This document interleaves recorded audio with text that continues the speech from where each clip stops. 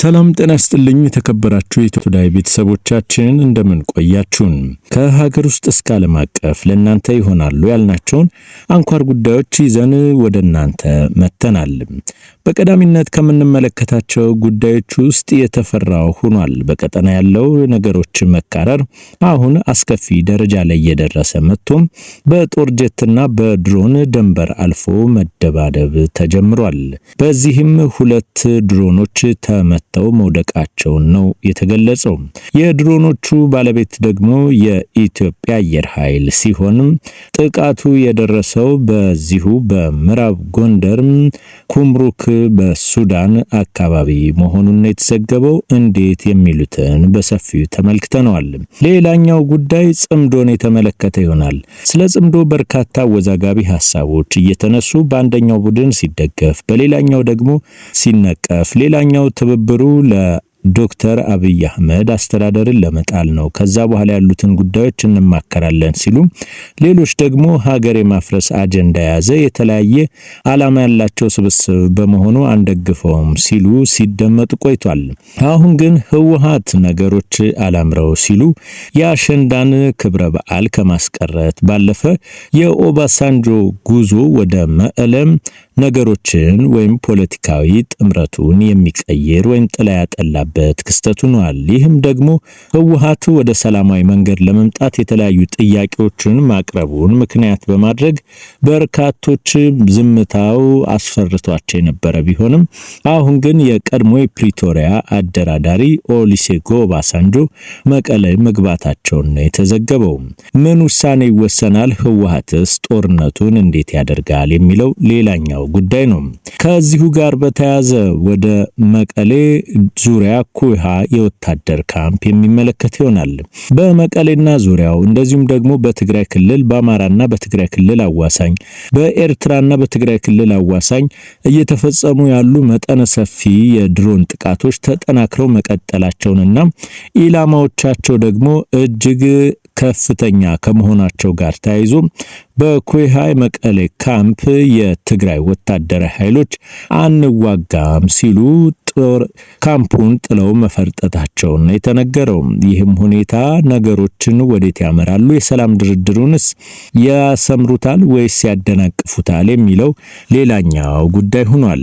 ክቡራትና ክቡራን፣ ሌላኛው የግብጽን የተመለከተ ይሆናል። ግብጽ በተለይም ደግሞ በቀጠናው እየተባባሰ የመጣውን ፖለቲካዊና ኢኮኖሚያዊ ውጥረት ምክንያት በማድረግም ከኤርትራ ጋር በመሆን ወታደራዊ ልምምዶችን መስራቷን የተገለጸው። በዚህ ወታደራዊ ልምምድ ስርዓት ውስጥም በተለይም ደግሞ ቻይናም አብራ መኖሩ ኢትዮጵያና አሜሪካ እያደረጉት ካለው ወታደራዊ ትብብር ባለፈ ግብጽ፣ ኤርትራና ቻይና እያደረጉት ያለው ወታደራዊ ጥምረትን የቀጠናውን ኃይል ሚዛን የሚቀይር ይሆናል ሲሉ ብዙዎች እየተናገሩ ይገኛል።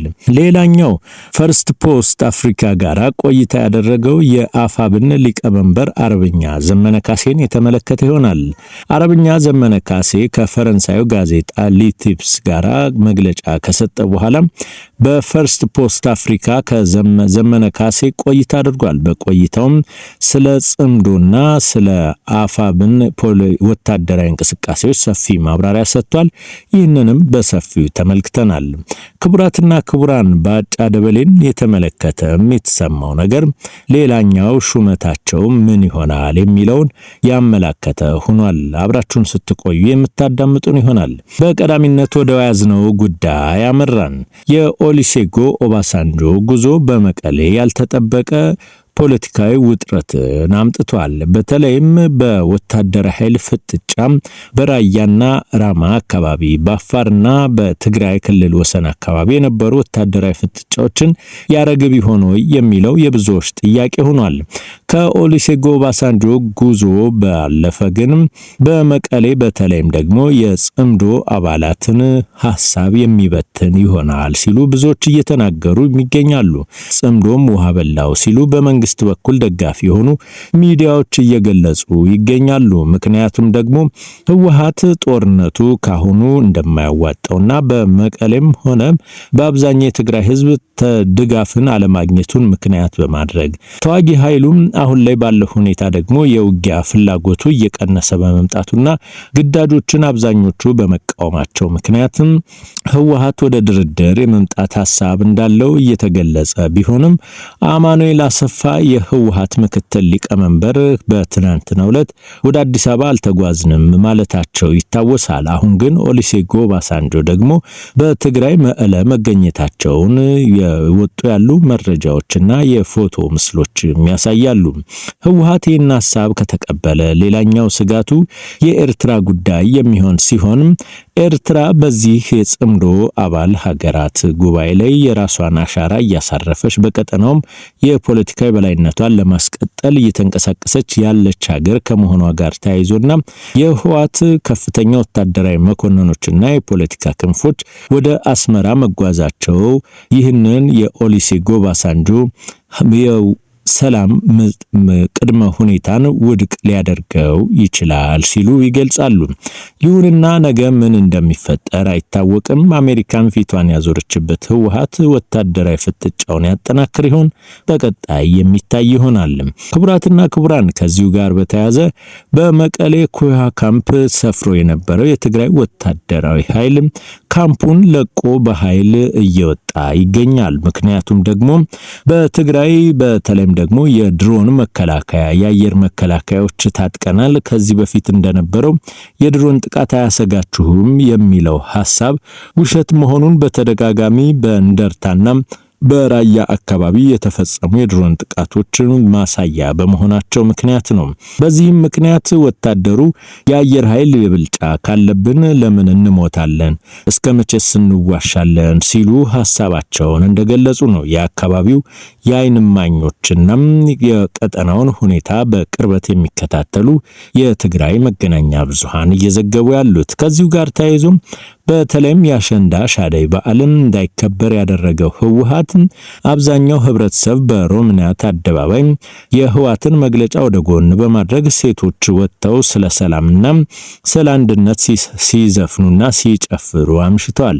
በመዲናችን አዲስ አበባም ሰፋፊ ኮንሰርቶች ተካሂደው ይህንኑ በሰላም ተጠናቋል።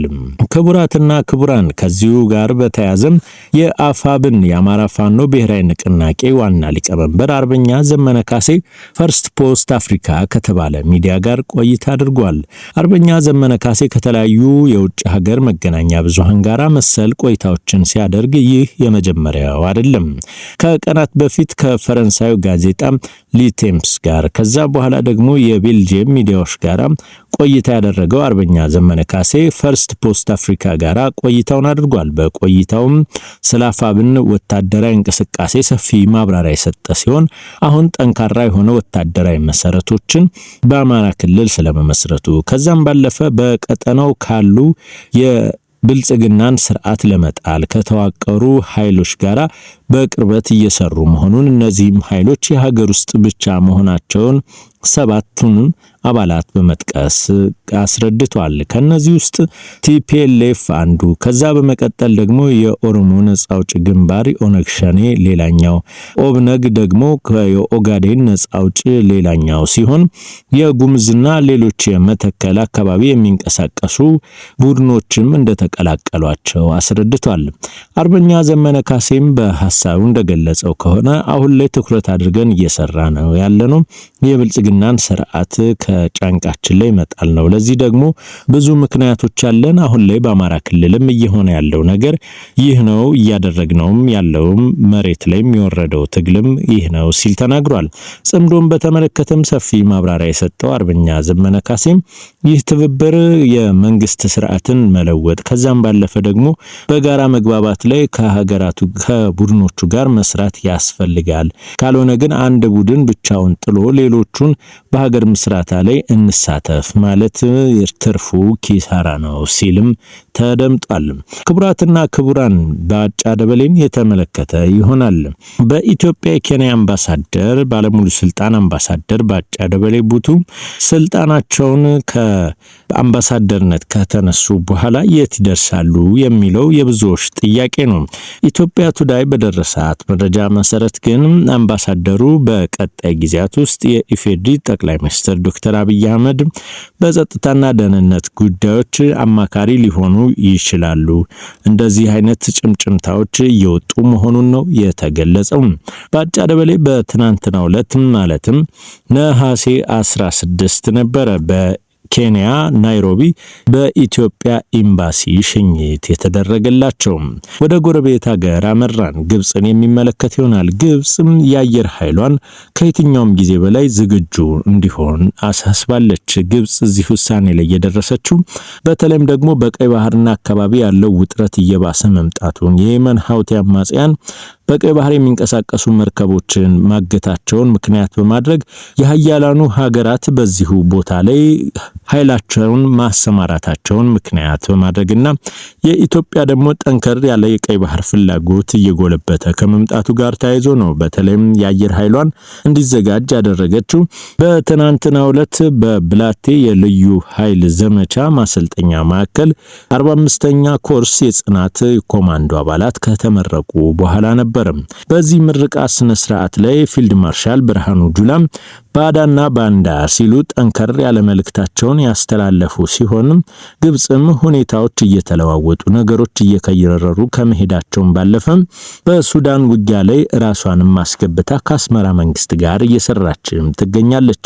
ከዚሁ ጋር በተያያዘ በተለይም ደግሞ በኩምሩክ የሱዳን ፈጥኖ ደራሽ ኃይል የኩምሩክ ከተማን ሰሜን ኮርዶፋን ግዛት መያዙን ምክንያት በማድረግ እየተደረጉ ያሉ የአየርና የምድር ውጊያዎች ጠንከር ብለው የቀጠሉ ሲሆን መነሻቸውን ከኢትዮጵያ ያደረጉ ሁለት ባይራክታር ድሮኖች በሱዳን ወታደራዊ ኃይል በአልቡርሃን ጦር ማለት ነው ተመተው መውደቃቸውን ነው የፎቶና የቪዲዮ ማስረጃዎች እየዘገቡ ያሉት።